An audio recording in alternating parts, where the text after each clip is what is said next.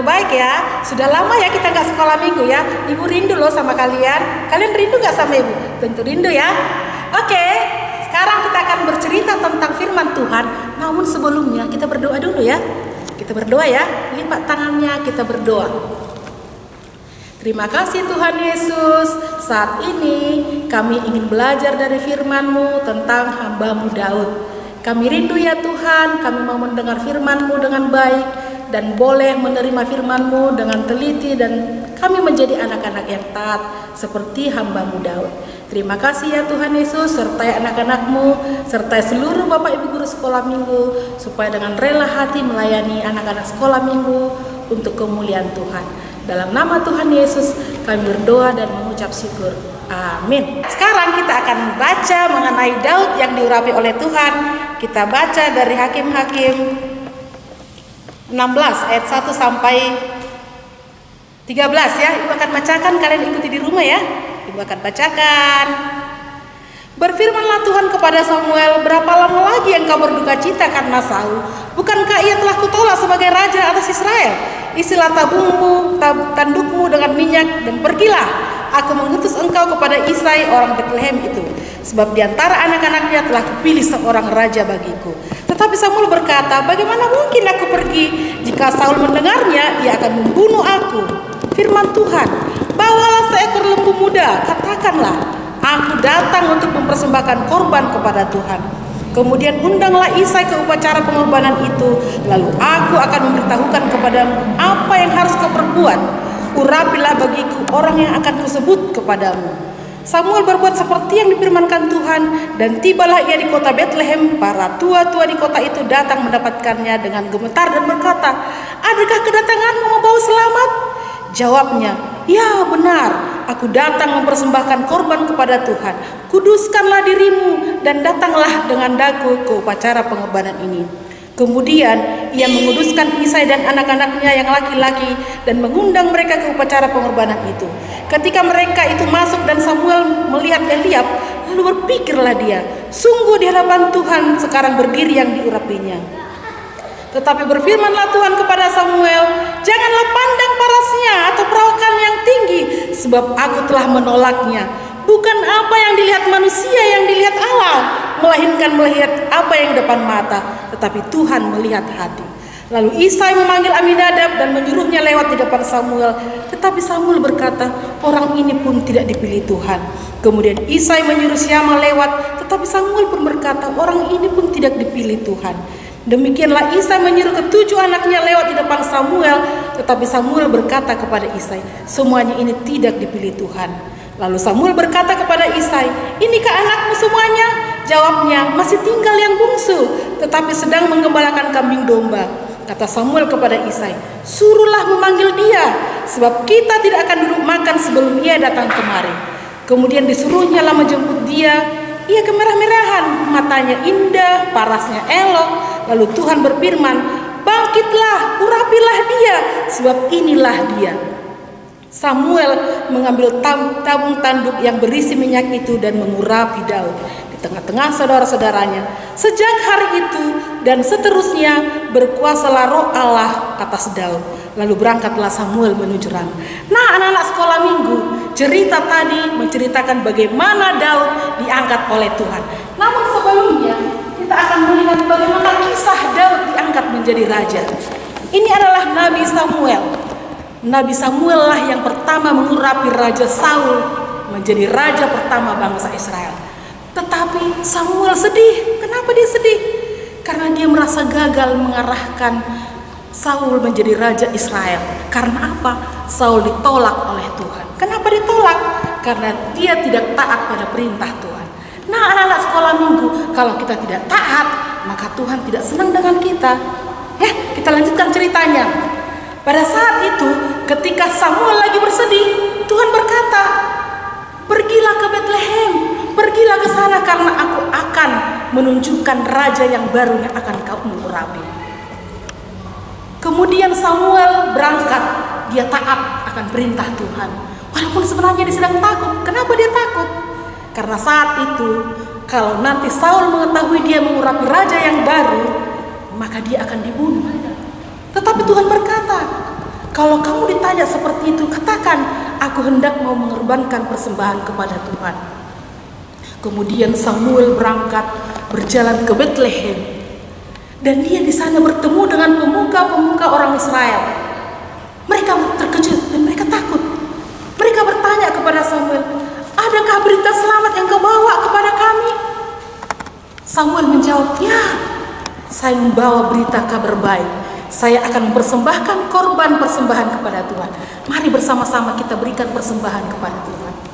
Saat itu Isai juga diajak oleh Samuel untuk datang ke acara persembahan itu. Isai membawa semua anak-anaknya kecuali satu, karena anaknya Daud sedang menggembalakan domba. Isai menunjukkan anaknya satu persatu menghadap kepada Samuel. Kemudian lewatlah anaknya yang pertama, yaitu Eliab. Ini dia Eliab. Lewat Eliab, Samuel berpikir, oh ini dia gagah, perkasa, ganteng lagi. Tetapi Tuhan berkata, bukan dia.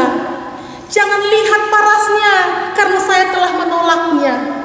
Jangan lihat penampilan luarnya, sebab bukan apa yang dilihat oleh manusia, yang dilihat oleh Allah, sebab Tuhan melihat hati. Kemudian Isai menyuruh lagi anaknya yang lain menghadap Samuel. Aminadab maju.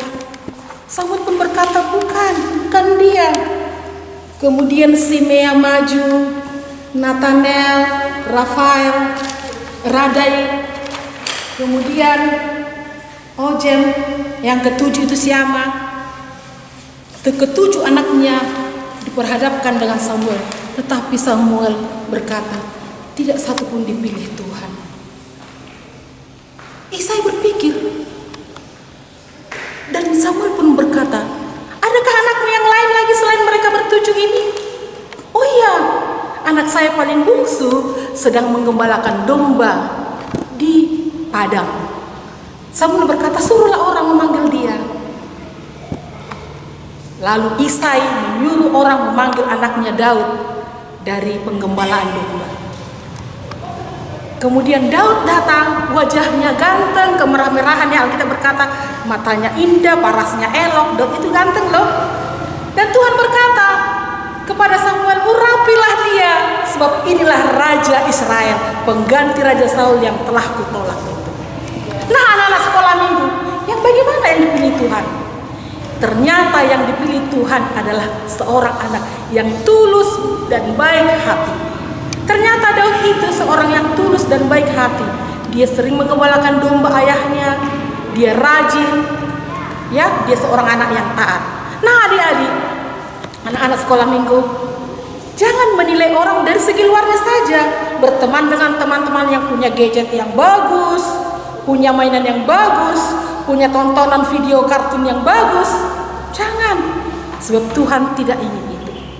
Tuhan melihat hati, sebab dari hati yang baik akan keluar perbuatan-perbuatan yang baik.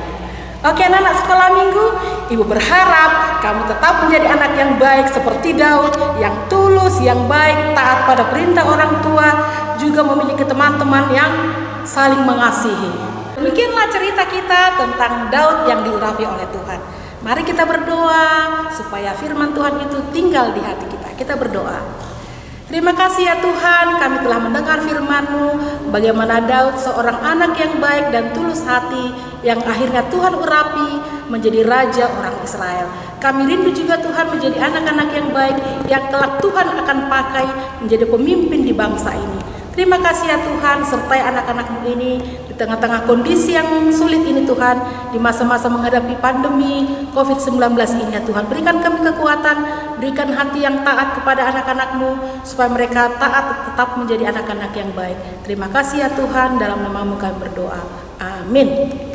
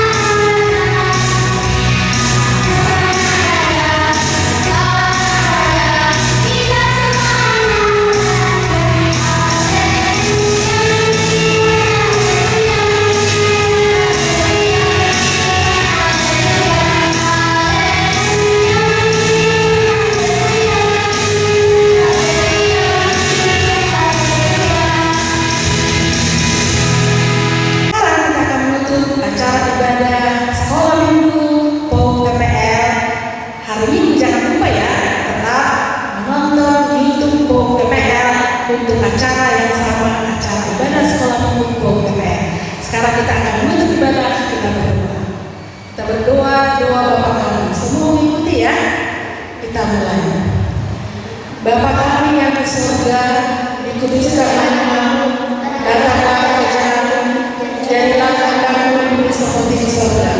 Berikanlah kami pada hari ini makanan kami yang secukupnya, dan ampunilah kami atas kesalahan kami, seperti kami juga mengampuni orang yang salah pada kami.